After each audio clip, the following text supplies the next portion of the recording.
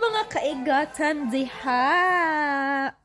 This is Sheena, your visa DIY buddy, and your friend na gagawin to PH Immigration. May isishismis ako. Since madami-dami na tayo dun sa Blue App, at makaka-chat kasi kayo sa akin doon ng mas mabuti. Pwede din kayong mag-send ng mga pictures if may mga denied papers kayo or if may ipapakita kayo sa akin. It's either ako or yung mga assistant ko yung magre-reply sa inyo. But if mga queries na mahihirapan sila mag-explain, then ako yung mag-check. I shared and I want to always share, I am in Norway. Wala po ako sa Pinas, wala din ako opisina sa Pinas. All transactions online siya since 2021, okay?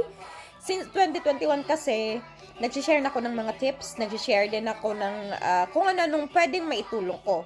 Pero sa mga nakausap ko, nahihirapan pa rin sila. So,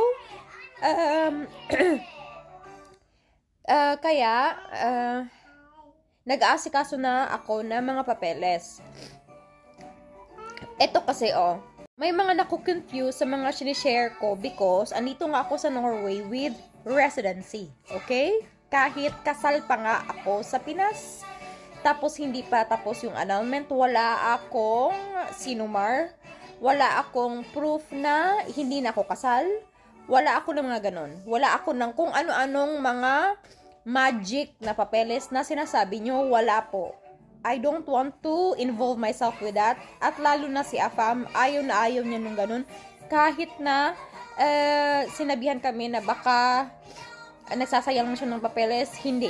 Nagpasa kami ng marriage certificate ko, nagpasa kami ng annulment na hindi pa. Tapos pinasa namin lahat-lahat ng papeles to prove na may relasyon nga kami, na ito yung status ko, ito yung takbo ng buhay ko or what. So, yung iba kasi, iniisip talaga nila na because gano'n naman talaga nakalagay sa website ng mga embassies na kailangan nga daw single na ulit bago ka maka-apply for residency if may karelasyon ka na ulit, 'di ba? Kaso nga po, depende din yan sa inyo if magta-try talaga kayo. Kasi ang mahal ng visa fee, okay? May mga ibang visa fee na umaabot sa 300k plus. Australia, de facto, ganun yung visa fee. Tapos pataas pa na pataas na pataas, okay? Yung masasuggest ko lang talaga, if DIY kayo, make sure na isasubmit nyo yung lahat ng pwede nyo magamit to prove na strong yung foundation ng relasyon nyo ni Afam. Tapos, to prove yung sitwasyon mo about sa ex mo.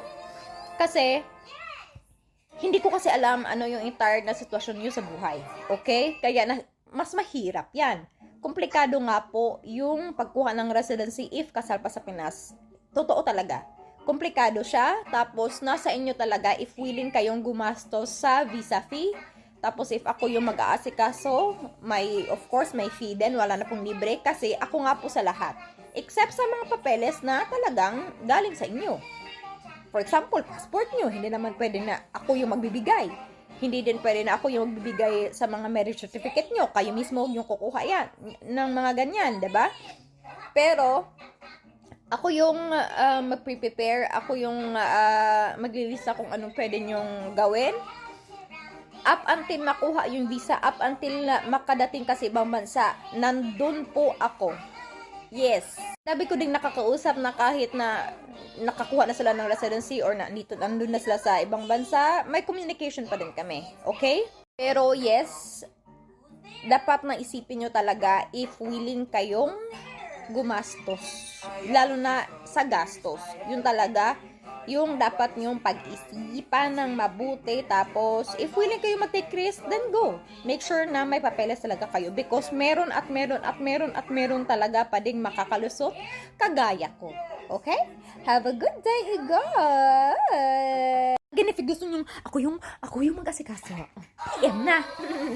Ha! Bye!